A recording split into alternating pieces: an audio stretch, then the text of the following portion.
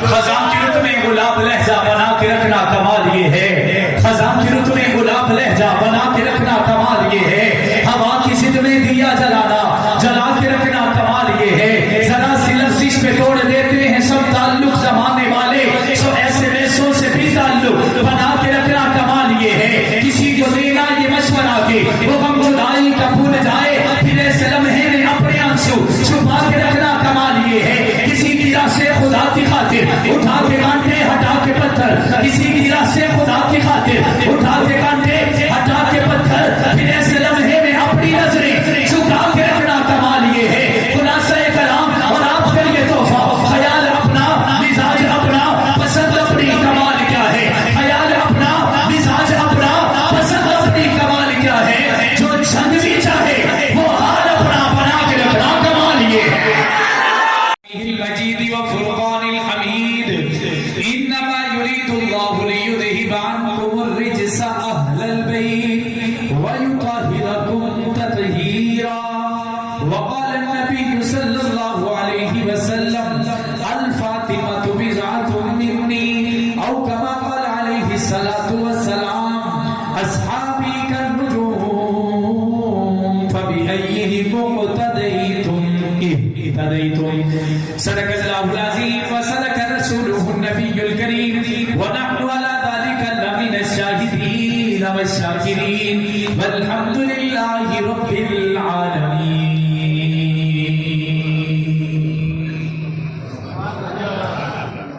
تمامی حضرات عقیدت اور محبت کے ساتھ ذرا بلند آواز سے نماز درود پاک پڑھ لیں۔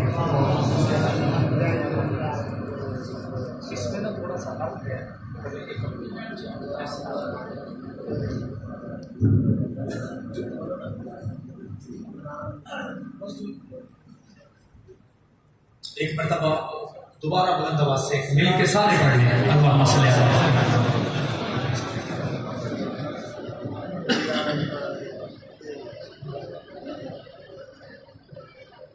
حضور آپ آئے تو دل جگمگائے، جس کا دل جگمگایا ہے ذرا وہ تو بلند آواز سے کہتے سبحان اللہ۔ حضور آپ آئے تو دل جگمگائے، ورنہ ان لاچاروں کا کیا حال ہوتا، اسیروں کنیزوں پہ کیا کچھ گزرتی، مصیبت کے ماروں کا کیا حال ہوتا۔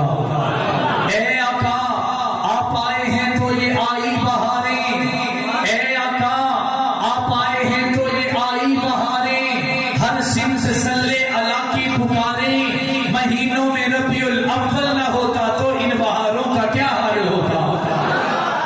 اور سب انبیاء ہیں سلامی کو آئے، علماء کے لیے تحفہ ہے، سب انبیاء ہیں سلامی کو آئے، یوسف بھی بیٹھے ہیں سر کو جھکائے، سب انبیاء ہیں سلامی کو آئے، یوسف بھی بیٹھے ہیں سر کو جھکائے، میرے والد شہید فرمایا کرتے تھے سوالات نبی آ گئے، ذکر نہیں آیا، نعرہ نہیں آیا، نغمہ نہیں آیا، مدحت نہیں آئی، نظمیں نہیں آئی، صحابہ نہیں آئے، اہل بیت نہیں آئے، چچے نہیں آئے، لیکن میں قربان آمنہ کے در یتیم کے قدموں پر جو ابھی آئے بھی نہیں ہیں زمانے پہ جا بھی گئے ہیں۔ میں نے کہا پھر مجھے یہ کہنے دیجئے کہ کوئی گلیوں کا نبی، کوئی بستیوں کا نبی، کوئی چوکوں کا نبی، کوئی چراہوں کا نبی، کوئی زمانے کا نبی، کوئی علاقے کا نبی، کوئی گوٹ کا نبی، کوئی ہواؤں کا نبی، کوئی فضاؤں کا نبی، کوئی میدانوں کا نبی، کوئی ملکوں کا نبی، کوئی صوبوں کا نبی، لیکن میں قربان آمنہ کے در یتیم کے قدموں پر جو نبیوں کا نبی فرشتے یہ سارے کہ تشریف لائے ہیں آقا ہمارے، معراج کی شب اگر عرش پر نہ جاتے تو چاند و ستاروں کا کیا حال ہوتا۔ خزاں کی رت میں گلاب لہجہ بنا کے رکھنا کمال یہ ہے، خزاں کی رت میں گلاب لہجہ بنا کے رکھنا کمال یہ ہے، ہوا کی ضد میں دیا جلانا جلا کے رکھنا کمال یہ ہے، ذرا سی لفظ پہ توڑ دیتے ہیں سب تعلق زمانے والے، سو ایسے ویسوں سے بھی تعلق بنا کے رکھنا کمال یہ ہے، کسی کو دینا یہ مشورہ کہ وہ غم جدائی کا بھول جائے، پھر ایسے لمحے میں اپنے آنسو چھپا کے رکھنا کمال یہ ہے، کسی کی راہ سے خدا کی خاطر اٹھا کے کانٹے ہٹا کے پتھر، کسی کی راہ سے خدا کی خاطر اٹھا کے کانٹے ہٹا کے پتھر، پھر ایسے لمحے میں اپنی نظریں جھکا کے رکھنا کمال یہ ہے، خلاصہ کلام اور آپ کے لیے تحفہ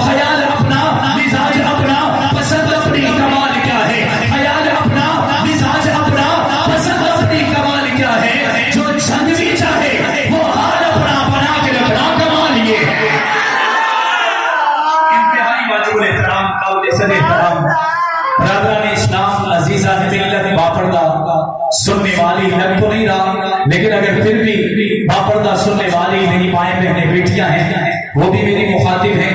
और यहाँ पे बैठे हुए सहाबा के दीवानों परवानों मस्तानों, आज एक मरतबा फिर आप हजरात के सामने चंद एक मोती बखेरने के लिए हाजिर हुआ हूँ। अल्लाह ताला मेरा और आपका यहाँ मिल बैठना अपनी बारगाह आलिया में कबूल और मकबूल फरमाए। आज थोड़े से अनोखे अंदाज और उन्वान से मैं चंद एक मोती आपकी झोली में डालना चाहता हूँ। हम पे हमेशा इल्जाम रहा है और हकीकत भी किसी हद तक है, हजरत फातिमा तुज़ ज़हरा का जिक्र आए, हमें ज्यादा उन्वान इस उन्वान पर अपने बयानात नजर नहीं आते। मैं खुद खतीब हूँ, हम बहुत कम इस उन्वान पे बोलते हैं। हजरत फातिमा का यौम वफात 3 रमजान को गुजरा, हमारे उन्वान इस मौजू पर हमारा उन्वान कम ही बनता है।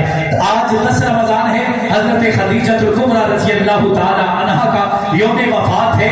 मेरे नबी सारी कायनात के मौसिन हैं और जो मोहम्मद की मौसिना है उसे खदीजतुल कुबरा कहते हैं। आज उनकी वफात का दिन है और आने वाले दिनों में 17 रमजान को हजरत तैयबा ताहिरा आबिदा आतिका लाइका अफीफा फकीसा मुकद्दिसा अजीमा सालिहा आबिदा हाफिजा आलिमा ज़ाहिरा हजरत अम्मा आयशा सिद्दीका रज़ी अल्लाह ताला अन्हा का यौम वफात है। मैं इन तीनों को देखकर चंद मोती आपकी झोली में डालकर आप हजरात से इजाजत चाहूंगा। यकीनन आपके अपने मामूलात भी होंगे, मसरूफियात भी होंगी, हमने सहरी की भी तैयारी करनी है, सोना भी है, अपने कुरान पाक की भी तैयारी करनी है। इंशाअल्लाह मुख्तसर वक्त में चंद एक मोती आपकी झोली में डालूंगा। अगर कोई बात समझ आएगी तो क्या कहेंगे? जो बुजुर्ग बैठे हैं, ये एक ही बुजुर्ग मुझे नजर आए जिन्होंने दीवार से टेक नहीं लगाई हुई, बाकी मुझे लगता है सबकी कमर में दर्द है। आपकी कमर में दर्द है? लाल टोपी वाले मौलाना साहब, आपने पहनी हुई, आपने आप आगे हो जाए, थोड़ा सा आगे हो जाए। ये जो जवान टेक लगा के बैठे हैं, इनकी शादी लेट हो जाएगी, घर वालों को पता चल जाएगा अभी से कमर में दर्द है, तो फिर शादी कैसे चलती होगी? जरा बुलंद आवाज से कहते सुभान अल्लाह। उलमा की कसीर तादाद, बिलखुसूस मेरे बड़े भाई मुफ्ती फारूक साहब तशरीफ फरमा है, भाई तसव्वुर हैं, उनके साथ तमाम रुफका, उनके मुआविनीन, उनकी टीम, उसके अलावा भी शहर के बहुत से लोग यहाँ पे मुअज़्ज़िज़ीन जमा हैं। उन तमाम के सामने चंद मोती आपकी झोली में डालना चाहता हूँ। मेरे नबी सरकार अंबिया हजरत मोहम्मद मुस्तफा आखिर तक सारे, आज की तकरीर में हमें सिर्फ दुरूद शरीफ ही बचना है। रमजान का महीना है, जितना ज्यादा पढ़ जाएंगे तो मुझे लगता है उतना ही ज्यादा अजर मिलेगा। जरा मैं फिर बोलता हूँ, सरताज अंबिया हजरत मोहम्मद मुस्तफा सल्लल्लाहु अलैहि वसल्लम के 3 रिश्ते हैं, इनमें से 2 बीवियां हैं और 1 बेटी है। कहो सुभान अल्लाह। मेरे एक कहने से ये तासुर गलत ना ले लीजिएगा कि सिर्फ 1 है, ये दिल में ना आपके आ जाए कि नबी की सिर्फ 1 बेटी है। कितनी बेटी है? कितनी? लेकिन बात आज एक की होगी, बात आज एक की होगी जिसके बारे में नबी पाक फरमाते हैं, अल फातिमा बिज़ातु मिन्नी, ए दुनिया के लोगों, ये फातिमा तो मेरे जिगर का टुकड़ा है, ये फातिमा तो मेरे जिगर का टुकड़ा है। अब जरा इस जिगर के टुकड़े की तरफ हम चलते हैं। अमना के दुर्रे यतीम को अपनी इस लाडली बेटी से इतना प्यार है कि जब भी सफर पे जाते हैं, जिस घर से सफर का आगाज करते हैं वो इसी फातिमा का घर है, और जब सफर से वापिस आते हैं तो जिस सफर पर इख्तिताम करते हैं वो भी इस फातिमा का घर है। किसी कहने वाले ने कहा, ए अमना के दुर्रे यतीम, खैर तो है, आपकी 11 बीवियां हैं, खदीजा तो चलो दुनिया से चली गई, आयशा भी मौजूद है, हफ्सा भी मौजूद है, और उम्मे हबीबा भी है, सौदा भी है, अब उम्मे सलमा भी है, हजरत हफ्सा भी है, ये तमाम 11 अज़वाज मुतहरात हैं। आप इनके घर से सफर का आगाज क्यों नहीं करते? इन्हीं के घर पे सफर का इख्तिताम क्यों नहीं करते? अल्लाह के नबी ने मुस्कुरा के फरमाया, ऐ मेरे सहाबा, तुम्हें क्या बताऊं, जब मैं फिर अपनी बेटी फातिमा के घर से सफर का आगाज करता हूं तो मेरा आने वाला सफर आसान हो जाता है, और जब मैं सफर का इख्तिताम इस फातिमा के घर पे करता हूं तो मेरे सारे किए हुए सफर की जो थकन है अपनी बेटी के दीदार से खत्म हो जाती है।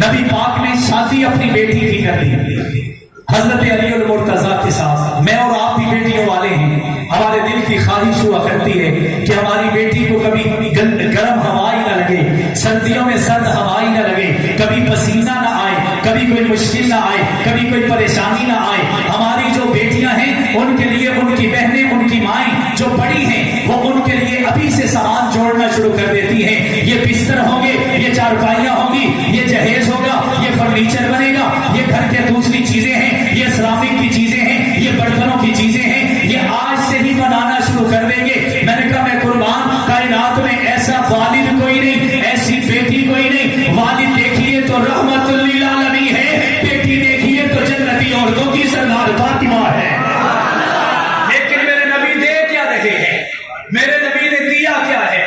बाकी तो छोटी छोटी चीजें हैं, सबसे बड़ी चीज जो जहेज में हजरत फातिमा को मिली वो एक चक्की है। क्या है वो चक्की? इसलिए नहीं कि किसी औरत को किराए पे दे दो, ये इस फातिमा ने अपने हाथों से चलाई है। हम किसी को कह दें कि तुझे पीपी का टिकट मिलेगा, काउंसलर का, चेयरमैन का, नाजिम का, लेबर काउंसलर का, फलाने काउंसलर का, तो अभी हमने कहा है वो पहले ही फूला नहीं समाएगा, औकात भूल जाएगा। मैंने कहा मेरे नबी ने फरमाया फातिमा तो जन्नती औरतों की सरदार है। मैंने कहा ये पता चलने के बाद भी आज हमेशा शहदारपुर में कोई कहे तो झूठा साबित होगा, कल मुकर जाएगा, कल टिकट नहीं दिलवाएगा, लेकिन फातिमा को कहने वाला बदरुल तुझा, शम्सुल सुहा, आफताबे हुदा, नूरे हुदा, सरफराज़े रज़ा, ताजदारे खिलाफ, शंकीरे ज़ीशा, रूहे गुलिस्ता, शम्मे फिरोजा, साहिबे कुलमका, जानशीने अब्दुल्ला, जिगर गोशे आमना, इमामे हरम, हुक्मराने अरब, कायदे इंसानियत, फखरे कुनैन, साहिबे कुलमका, सय्यिदुल अली, सय्यिदुल अली, अकरमुल अकरमी, शफीउल मुस्लिमीन, राहतुल लिल आशिकीन, रहमतुल लिल आलमीन, इमामुल अंबिया, फखरे अंबिया, ताजदारे अंबिया, खातमुल अंबिया, वजहे कायनात, मकसूदे कायनात, इतरते कायनात, वहदते कायनात, मवद्दते कायनात, अखलाके कायनात, गुफ्तारे कायनात, ललकारे कायनात, जलकारे कायनात, हिम्मते कायनात, कुव्वते कायनात, जुर्रते कायनात, इस्तिकामते कायनात, ताकते कायनात, फसाहते कायनात, बलागते कायनात, हुस्ने कायनात, जमाले कायनात, कमाले कायनात, जलाले कायनात, इज्जते कायनात, अज़मते कायनात, आबरूए कायनात, आसराए कायनात, सहारे कायनात, रहमते कायनात, हज़रत मोहम्मद मुस्तफा है जिन्होंने बता दिया कि तू जन्नती औरतों की सरदार है। ये सरदार बनने के बाद भी चक्की पीसा करती है, सरदार बनने के बाद भी अपने घर में झाड़ू लगाया करती है, सरदार बनने के बाद भी सारी सारी रात नवाफिल में खड़ी रहा करती है। तो फिर पता चल गया जिसको सबकी मोहब्बत की मिल जाए, दुनिया में जन्नत की सरदारी भी मिल जाए, अल्लाह का खौफ भी हमेशा दिल में रहता है, लोगों का ख्याल और सखावत भी हमेशा दिल में रहती है। बात समझ में आई? एक दिन ऐसा हुआ हजरत फातिमा ने चक्की पीसी, सीने में दर्द हो गया, हमें गैस हो जाए हम कहते हैं दिल की तकलीफ है, हमारे बेटे में तकलीफ हो हम कहते हैं दिल का दौरा पड़ने लगा है। वो फातिमा जो चक्की पीसती है और फरमाती है कि मैं चक्की पीसती हूं, पता ही नहीं चलता कब पीसी, कितनी पीसी। अम्मा किस चीज का पता लगता है? फरमाती है मुझे पता तब चलता है जब मेरे 15 सिपारे कुरान के हो जाते हैं। इसी चक्की पीसने में मुझे कुरान की तिलावत का मजा आ जाता है। हजरत अली को बताया कि अली मेरे सीने में दर्द है।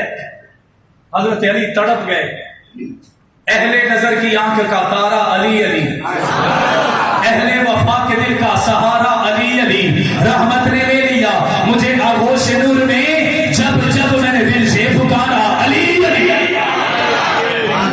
अली मेरे सीने में दर्द है, सीने में दर्द है। हजरत अली ने कहा ऐ मेरे घर की रौनक, मेरे नबी के पास कुछ बांदियां आई हैं, कुछ गुलाम औरतें आई हैं, जाओ एक दफा तुम कहो तो सही, तुम्हें नहीं पता मोहम्मद तुमसे कितनी मोहब्बत करते हैं, जाओ। हजरत फातिमा को धक्के से भेजा, वो जाना नहीं चाहती थी, गई तो देखा नबी पाक यूं लोगों के दरमियान मौजूद है। हजरत फातिमा ने देखा शर्मिंदगी की वजह से, नदामत की वजह से, आज हम कहते हैं जी साडा हक ते इत्थे रख, چھوٹی چھوٹی بات پہ باپ بیٹے سے، بہن بھائی سے، بھائی بہن سے، ہر بندہ ہاتھ میں ہتھوڑا لے کے کھڑا ہے کہ وہ میرا حق تھا، وہ اسے زیادہ مل گیا، یہ اس سے زیادہ مل گیا۔ میں نے کہا خاتون جنت ہے، نبی کے پاس گئی، مہمانوں کو دیکھا تو وہیں سے واپس آ گئی۔ اگلے دن نبی پاک نے انہیں جاتے دیکھ لیا تھا، نبی پاک اگلے دن فاطمہ کے گھر آئے۔ ہونا تو یہ چاہیے تھا ہمارے جیسا کوئی بچہ ہوتا تو کہتا اسی تو کل بھی آئے سے، ہم تو کل بھی آئے تھے، آپ نے دیکھا ہی نہیں، گوارا ہی نہیں کیا۔ اللہ کے نبی نے پوچھا اے میرے جگر کے ٹکڑے، صرف یہ نہیں کہتے تھے، اکثر فاطمہ سے کہتے تھے اے میری جان، رب اللہ سے۔ اور ایک اصول سمجھیے، نبی پاک ہمیشہ اپنی بیٹی کا استقبال کھڑے ہو کے کیا کرتے، اور یہ میرے نبی کی سنت ہے۔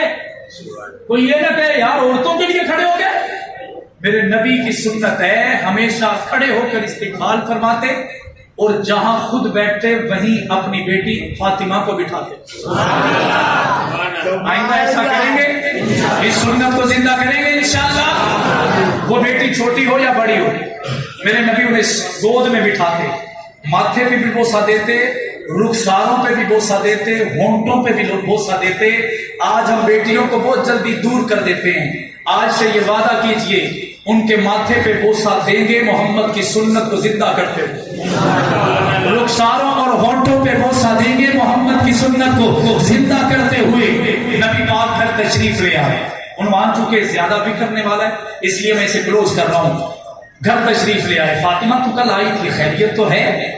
حضرت فاطمہ نے عرض کی ابا جان کوئی بات نہیں۔ آقا نے فرمایا نہیں بتا۔ حضرت علی کہہ رہے ہیں بتا، میں جلدی کر بتا، جو بات ہے بتا۔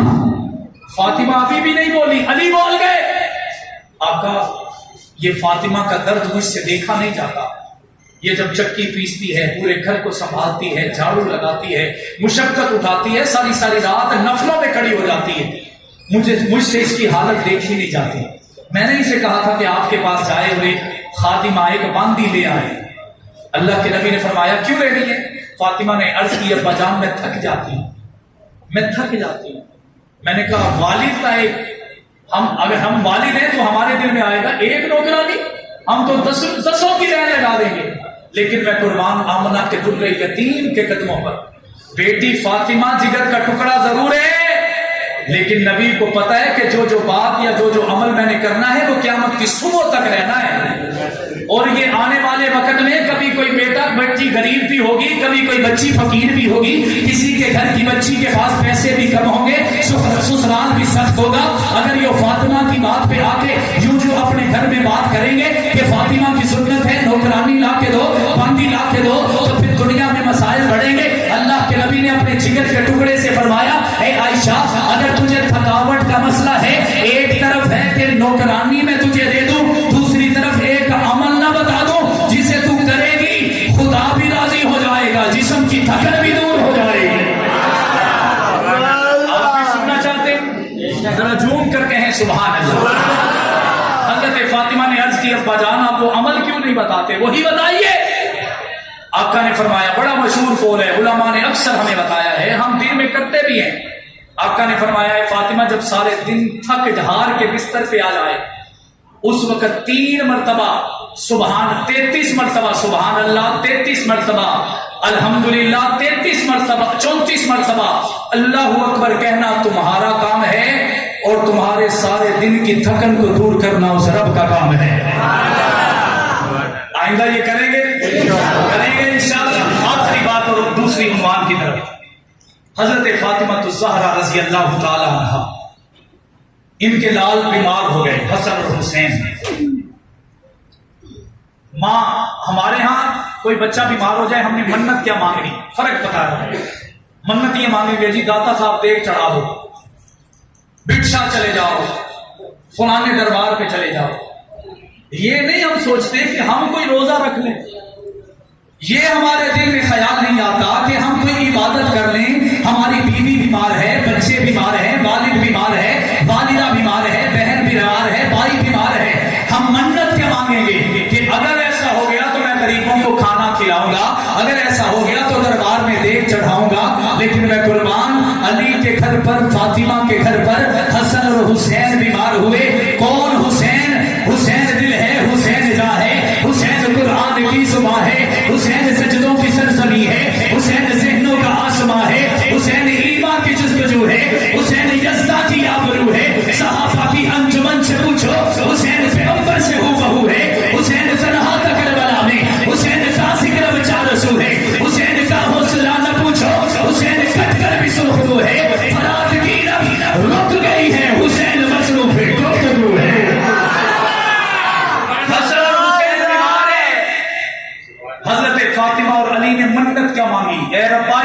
ٹھیک کر دے ہم 3 روزے رکھیں گے, 3 روزے رکھیں گے. اللہ نے دونوں شہزادوں کو ٹھیک کر دیا, روزہ رکھنے لگے.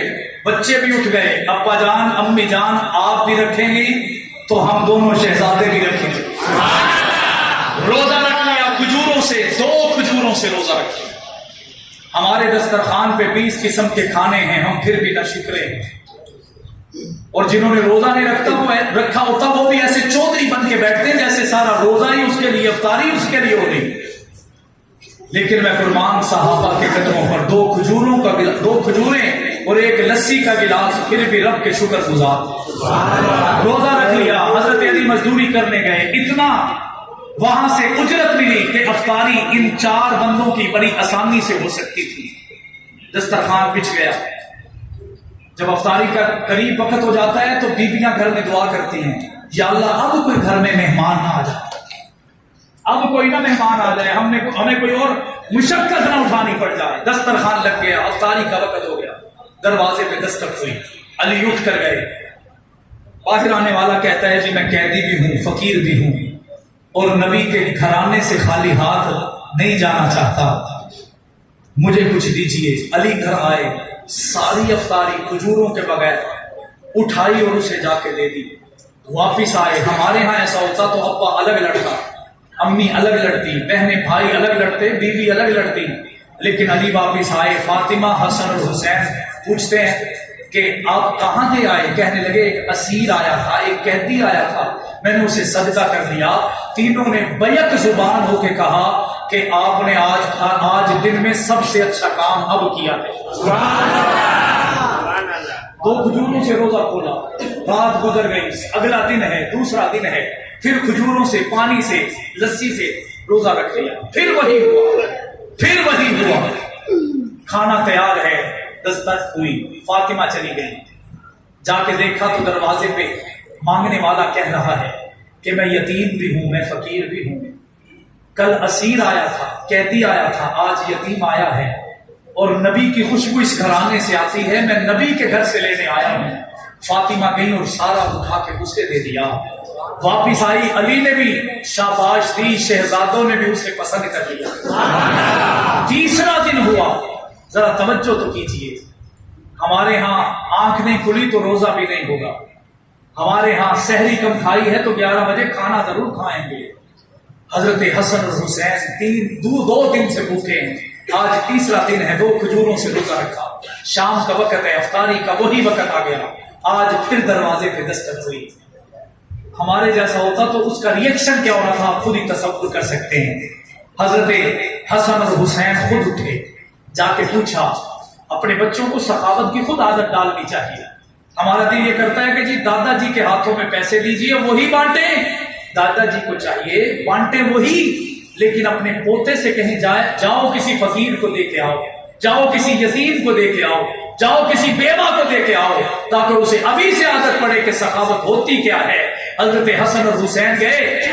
آگے آجا جو مانگنے والا تھا اس نے کہا میں مسکین ہوں, میری اماں بھی نہیں ہے, میرا ابا بھی نہیں ہے, میں فقیر بھی ہوں, گھر میں کھانا بھی نہیں ہے, آپ کے گھر آیا ہوں, آپ جنت کے سردار ہیں, آپ کچھ کیجئے. حسن اور حسین آئے, سارا کھانا اٹھا کے اسے دے دیا. واپس آئے تو ان ماں اور باپ نے سینے سے لگا کے کہا تم نے آج بہت اچھا کام کیا. بات یہاں تک ہوتی تو نہ سنا تھا. اذان ہو گئی. حضرت علی فرماتے ہیں کہ میں نے اپنے دونوں لالوں کو اپنے دونوں بازوؤں میں یوں پکڑ لیا, یوں کہ نکاحت, کمزوری, ویکنیس کی وجہ سے یہ کہیں گر نہ جائیں. یوں میں نے اپنے ہاتھوں میں تھام کر, باپ ہمیشہ سایہ ہوا کرتا ہے, سائبان ہوا کرتا ہے. آج باپ اور بیٹا کام پہ چلے جائیں. آج بھی ایک ساتھی بتا رہے تھے کہ باپ بھی اسی طرح محنت کر کے آیا, بیٹا جوان ہے, باپ کی عمر جوانی سے تھوڑی آگے ہے, لیکن کام کر کے باپ پھر بھی کام پہ لگا ہوا ہے. بیٹا کہتا جی میں تھک گیا ہوں. میں نے کہا باپ حقیقی سائبان ہوا کرتا ہے.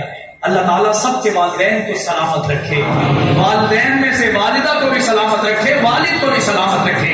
نبی پاک کا یہ لاڈلا علی اپنے شہزادوں کو یوں پکڑ کر نبی کے دربار میں چلا گیا. روایات میں آتا ہے نبی بیٹھے تھے, اٹھ کے کھڑے ہو گئے اور کھڑے ہو کے مسکرا کے فرمایا اے علی آج تیرے گھرانے نے جو سخاوت کی ہے اس سے خدا بڑا راضی ہو چکا ہے. آپ کو کس نے بتایا؟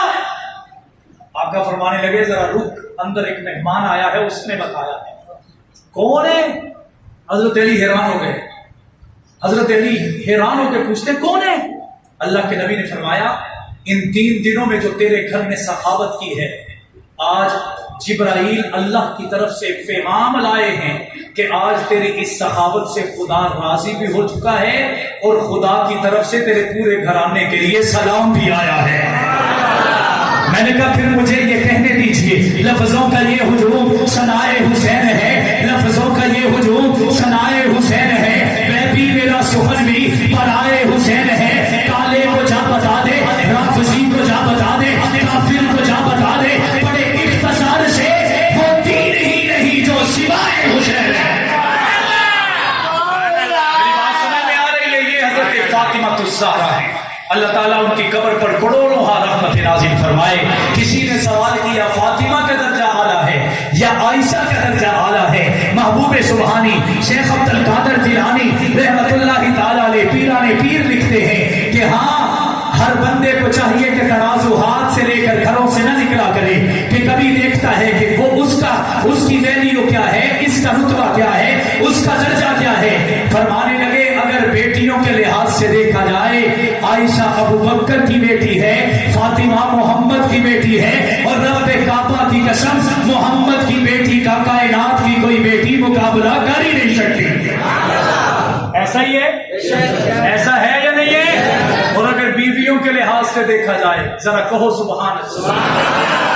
فاطمہ علی کی بیوی ہے اور میری ماں عائشہ محمد کی بیوی ہے، اور رب کعبہ کی قسم کائنات کے سارے انسانوں کی بیویاں مل بھی جائیں، محمد کی بیوی عائشہ کا مقابلہ کر سکتی؟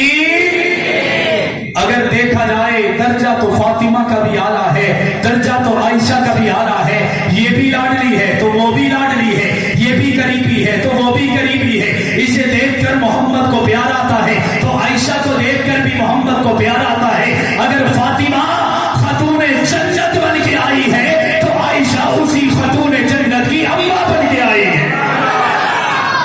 حضرت اماں عائشہ کی طرف آئیے، حضرت خدیجہ کی پہلے بات کرتے ہیں۔ حضرت خدیجہ کبریٰ رضی اللہ تعالیٰ عنہ نے پہلے 2 شادیاں کی، ایک سے طلاق ہو گئی، ایک سے ان کا خاوند اس دنیا سے چلا گیا۔ حضرت خدیجہ جیسے حضرت عثمان امیر ترین انسان تھے، ویسے ہی حضرت خدیجہ مکہ عرب کی سب سے امیر خاتون تھی۔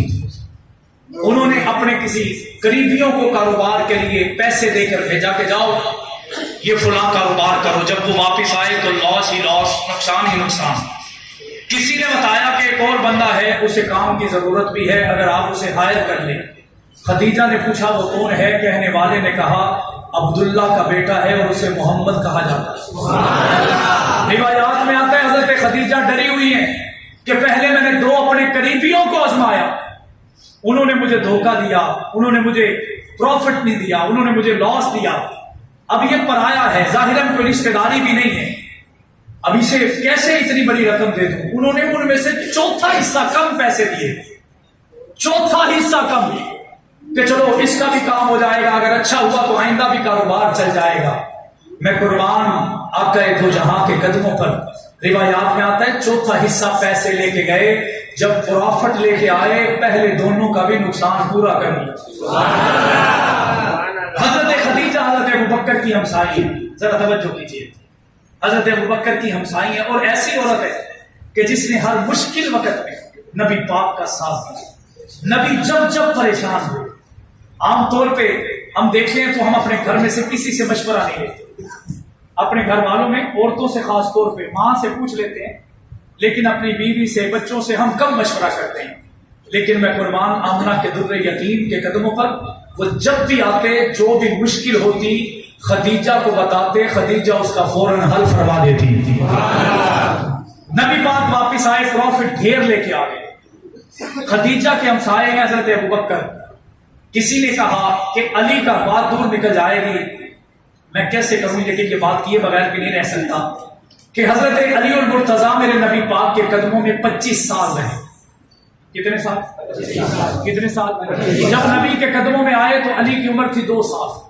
کتنی؟ 2 سال. اور آپ کے ادھر کوئی 2 سال کا بچہ ساتھ آیا؟ اس بچے کی عمر کتنی؟ 4 سال.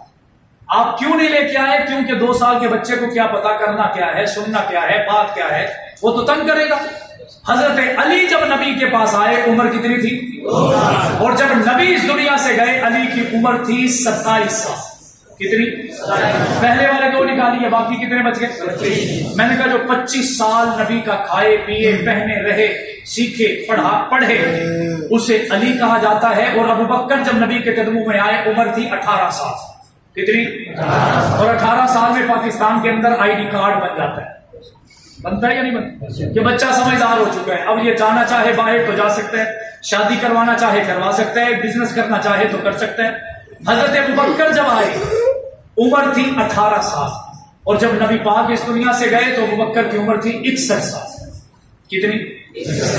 میں نے کہا آخر کے 2 نکالو، شروع کے 18 نکالو، باقی بچ کے 43 سال. کتنے؟ 43 سال. پھر فیصلہ ہو گیا. کہنے والا کہتا ہے جی علی اپنا ہے. میں نے کہا نہیں، سارے اپنے ہیں. میں نے کہا جو 18 سال نبی کا کھائے پیے رہے سب کچھ نبی سے لے، حتیٰ کہ بیٹی بھی لے لے، اسے علی کہا جاتا ہے. اور جو ساری زندگی سب کچھ محمد پہ لٹاتا رہے اسے ابو بکر صدیق کہا جاتا ہے. میں واپس اپنے موضوع کی طرف آ رہا ہوں. حضرت خدیجہ صدیق اکبر کے پاس آئیں اور آ کے عرض کی کہ صدیق اکبر میرے لیے 12 رشتے آئے ہیں جو مجھ سے شادی کرنا چاہتے ہیں. یہ بات شاید ہے کسی نے سنی ہوئی. میرے والد شہید کی تحقیق ہے، بطور تحفہ پیش کر رہا ہوں. حضرت خدیجہ نے کہا کہ اے ابو بکر تجھے پتا ہے کہ میرے لیے 12 رشتے آئے ہیں جو مجھ سے شادی کرنا چاہتے ہیں، تو تیرا کیا مشورہ ہے؟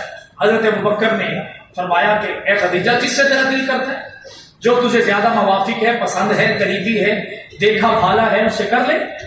حضرت خدیجہ نے نظریں جھکا کے فرمایا اے ابو بکر رشتے تو 12 آئے ہیں لیکن مجھے پسند تیرا یار محمد ہے.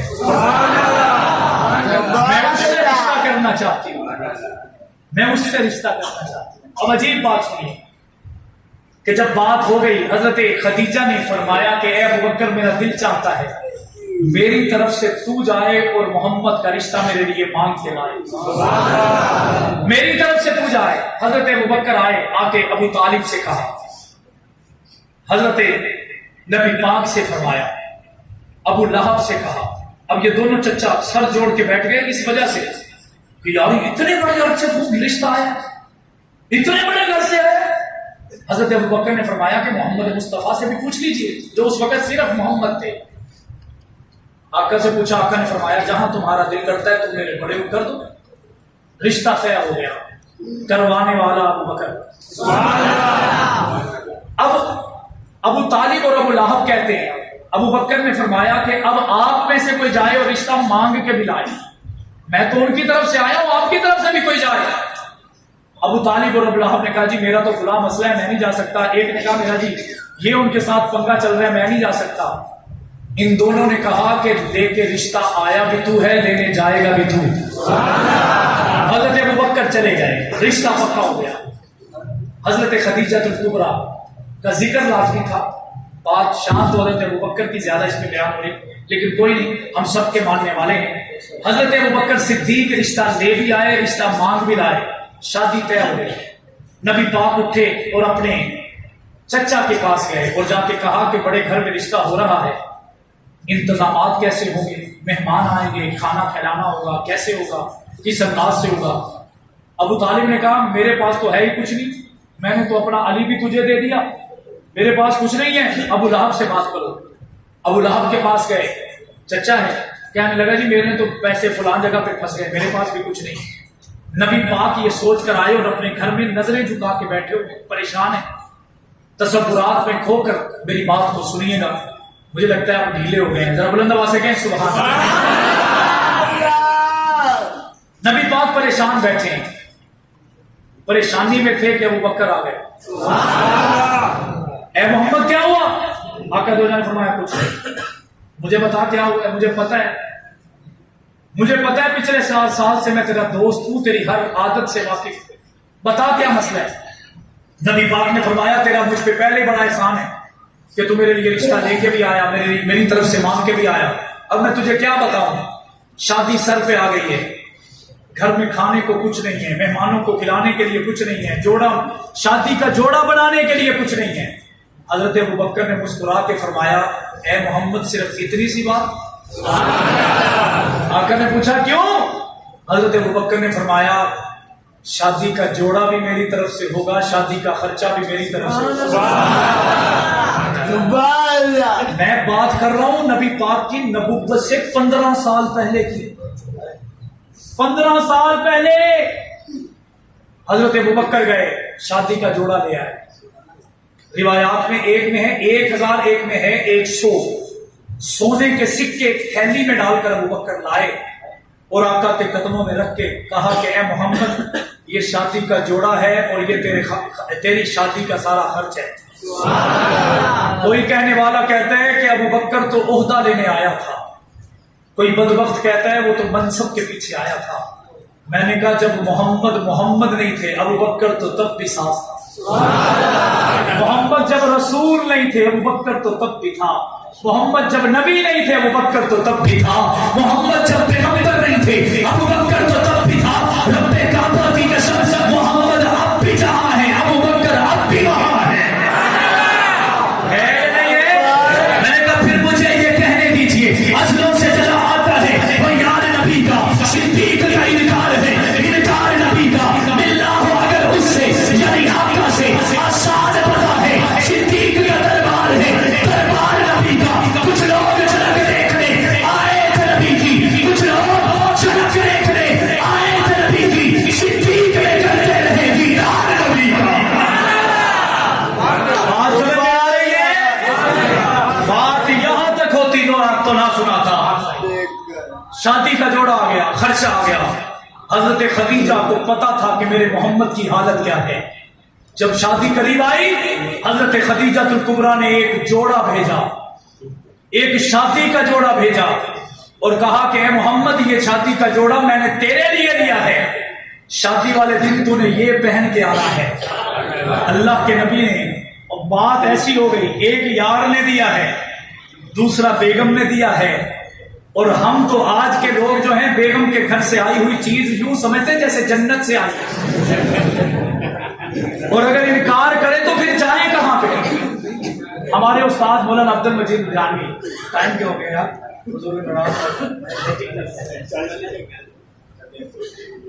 ہمارے استاد مولانا عبد المجید لدھیانوی رحمۃ اللہ تعالیٰ علیہ، سب کہتے ہیں رحمۃ اللہ، جامعہ اسلامیہ باب العلوم کے روڈ پکا ضلع لودھرا، امیر مرکزیہ ختم نبوت، عالمی مجلس ختم نبوت رحمۃ اللہ تعالیٰ علیہ فرمایا کرتے تھے کہ پاکستان کی 99% آبادی رن مرید ہے۔ میں کچھ چہروں کو دیکھ رہا ہوں جو کہ غصے میں بیٹھے اور یوں لگ رہا ہے جیسے وہ کہنا چاہتے ہیں ہم تو نہیں ہیں، اور اگلی بات ان کے لیے ہے، ناراض نہیں ہونا، استادوں کی بات ہے، میری ہوتی تو میں نہ سناتا۔ فرمانے لگے کہ 99% آبادی رن مرید ہے۔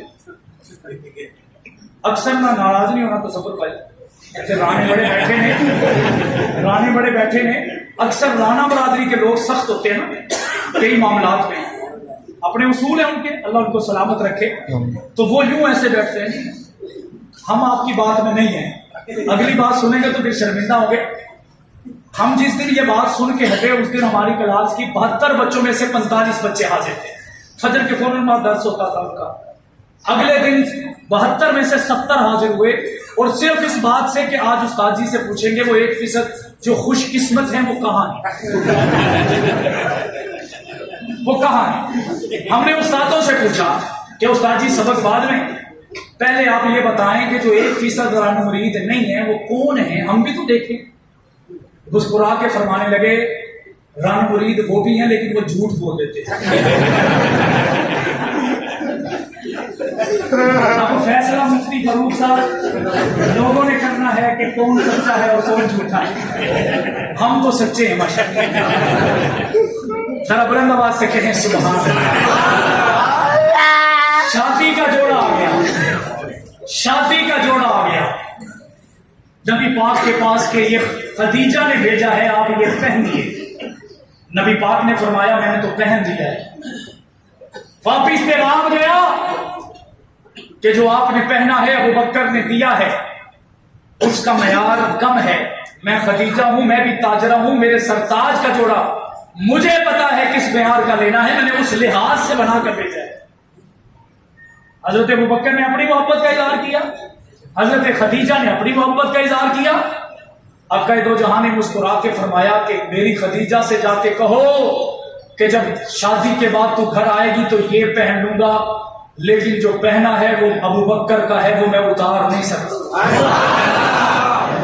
بتاؤ یہ عظمت ہے یا نہیں ہے؟ یہ حضرت خدیجہ الکبریٰ ہے جو آخری دم تک محمد مصطفیٰ صلی اللہ علیہ وسلم کے ساتھ وفادار رہی، اور ان کے جانے کا ہی غم تھا کہ آقا اداس رہا کرتے تھے، آقا پریشان رہا کرتے تھے، آقا ہر وقت خدیجہ کو یاد فرمایا کرتے تھے۔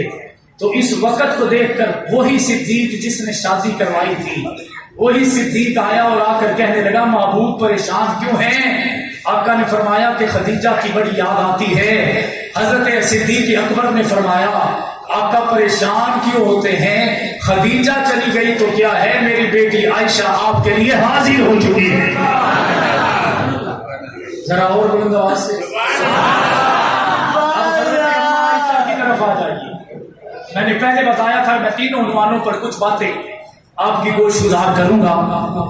حضرت عائشہ صدیقہ، سب کہتے ہیں رضی اللہ تعالی عنہا، بندے ڈھیلے پڑ گئے، ذرا بلند آواز سے کہیں سبحان اللہ۔ ہاتھ بلند کر کے وہ سمجھنے لگے جن کی توجہ نہیں ہے،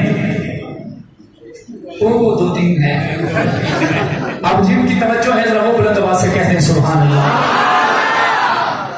میں نے جو واقعہ اب سنانا ہے نا، وہ ایک جگہ میں نے سنایا تو ایک رانا صاحب تھے، میں نے اسی وجہ سے یہ بات کی ہے، مجھے معاف کر دینا۔ ایک جگہ میں نے یہ واقعہ سنایا تو وہ سچ مچ اٹھ کے کھڑے ہو گئے، علماء بیٹھے ہیں، میں معذرت چاہوں گا، وہ کھڑے ہو گئے اور مجھے کہنے لگے مولوی تو بڑا خراب ہے، تو نے ہمارے گھر کا ماحول خراب کر دیا، ہم نے کبھی اپنی بیویوں کی بات ہی نہیں مانی اور تو سر چڑھا کے بات کر رہا ہے۔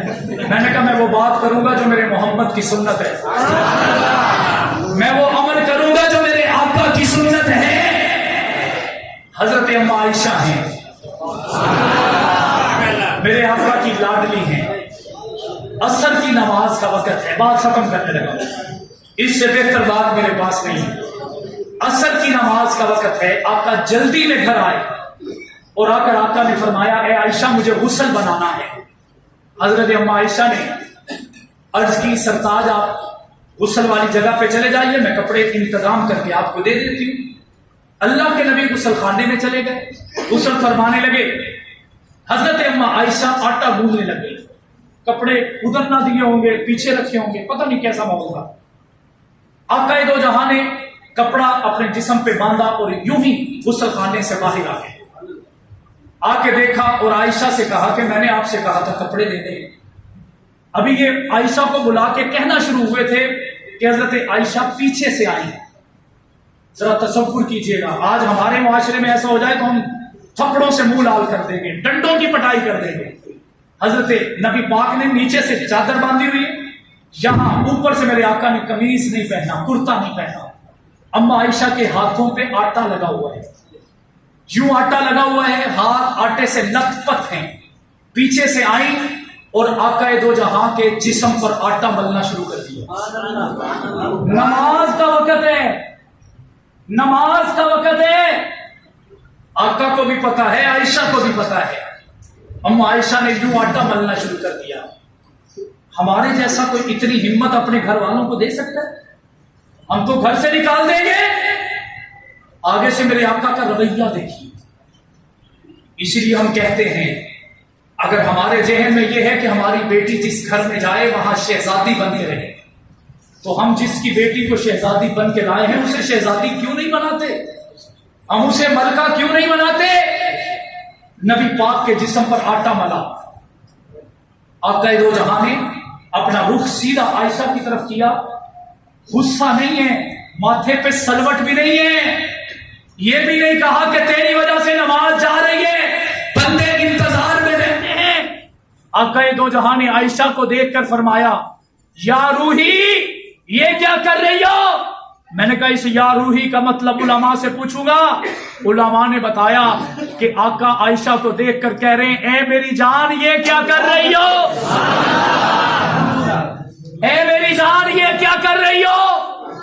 اما عائشہ نے فرمایا عرض کی یا رسول اللہ اے سرتاج آپ کے جسم پر آٹا مل کے میں خوش ہو رہی ہوں۔ اس کے بعد نبی پاک کہتے اچھا چلو جو کام کرنا تھا کر لیا، اب لاؤ میرے کپڑے مجھے جانا ہے۔ رب کعبہ کی قسم میں روایت پڑھ کے میری آنکھوں میں آنسو آئے، ایسا پیار اور محبت۔ آقا دو جہاں نے حضرت عائشہ کی طرف رخ کیا، نیچے بیٹھ گئے۔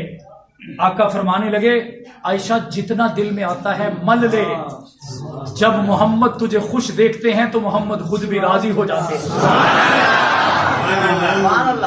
ذرا بلند آواز سے، بلند آواز سے۔ میں نے کہا ہمیں بھی چاہیے اتنا نہ صحیح، کچھ تو کچھ صحیح، کچھ نہ کچھ تو ہمت دیجئے۔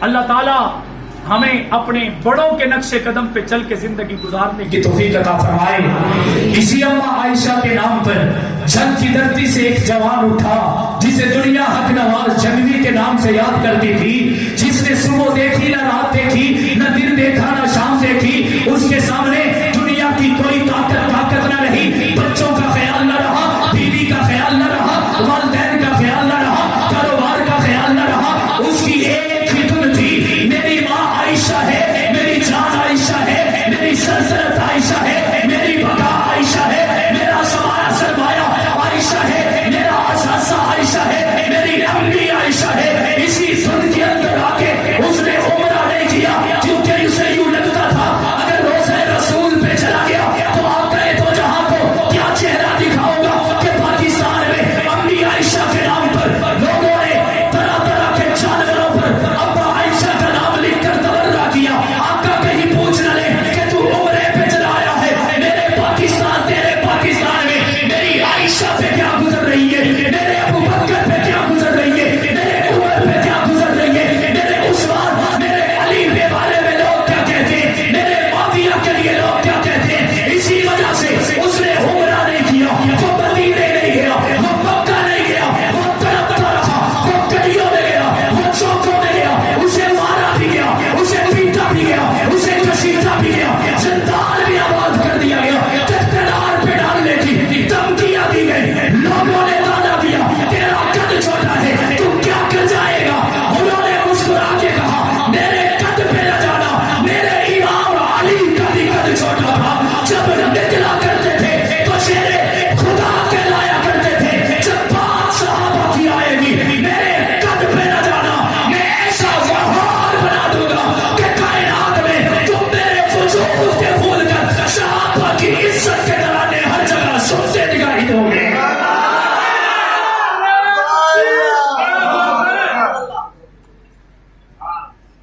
میری بات سمجھ میں آ رہی ہے؟ انہوں نے اپنی جانوں کا نذرانہ پیش کیا، ہر ماحول کے اندر انہوں نے اپنے آپ کو منوایا، صحابہ کی عزت کا پہرا دیا۔ رب کعبہ کی قسم ہمیں بھی ایسا موقع ملا تو ساتھ دیں گے، ساتھ چلیں گے، پیچھے تو نہیں ہٹیں گے۔ فلسطین کے لوگوں کے لیے اگر میدان میں آنا پڑا تو آئیں گے، بدری صحابہ کی طرح آئیں گے، روزہ رکھ کے آنا پڑا تو آئیں گے، صحابہ کی طرح نبی پاک کی جیسے حفاظت کی گئی ویسے قبلہ اول کی حفاظت کے لیے بلایا گیا تو آئیں گے۔ تو آخر میں اتنا ہی کہوں گا تم ایسا کرنا، کوئی جگنو کوئی ستارہ سنبھال رکھنا، تم ایسا کرنا کوئی جگنو کوئی ستارہ سنبھال رکھنا، میرے اندھیروں کی فکر چھوڑ بس اپنے گھر کا خیال رکھنا۔ وآخر دعوانا الحمدللہ۔